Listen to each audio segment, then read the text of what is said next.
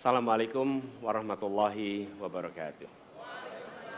Selamat malam dan salam sejahtera untuk semuanya. Bismillahirrahmanirrahim.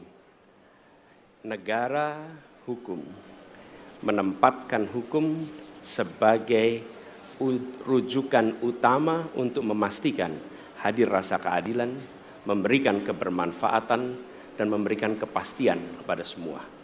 Ini harus dipegang teguh oleh pemegang kekuasaan, baik yang di puncak dan seluruh jajaran.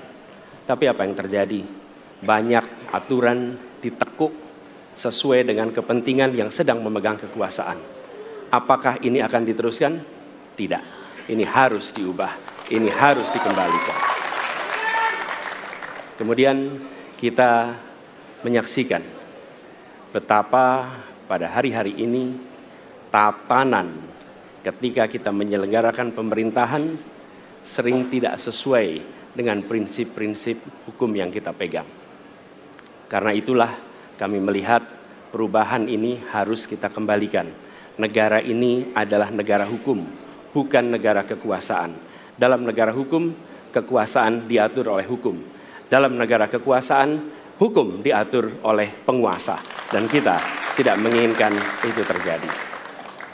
Pada saat ini, kalau kita lihat hukum itu harusnya tegak begini. Inilah hukum. Dalam kenyataannya, dia bengkok. Dia tajam ke bawah, dia tumpul ke atas. Dan kondisi ini tidak boleh didiamkan, tidak boleh dibiarkan, dan harus berubah. Karena itu kita mendorong perubahan. Mengembalikan hukum menjadi tegak kepada semuanya.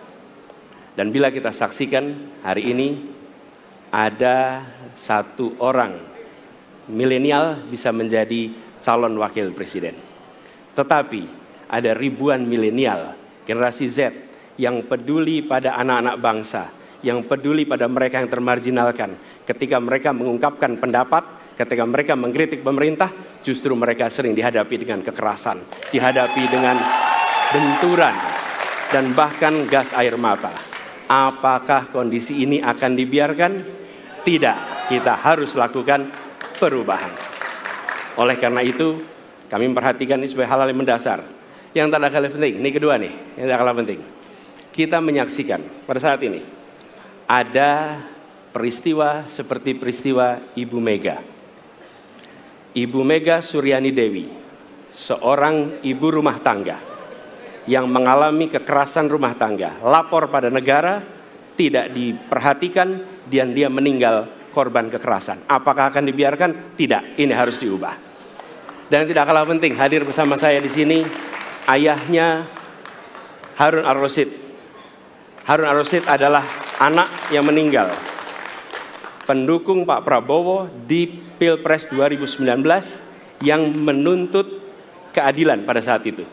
Protes hasil pemilu. Apa yang terjadi? Dia tewas sampai dengan hari ini tidak ada kejelasan. Apakah ini akan dibiarkan? Tidak, ini harus diubah.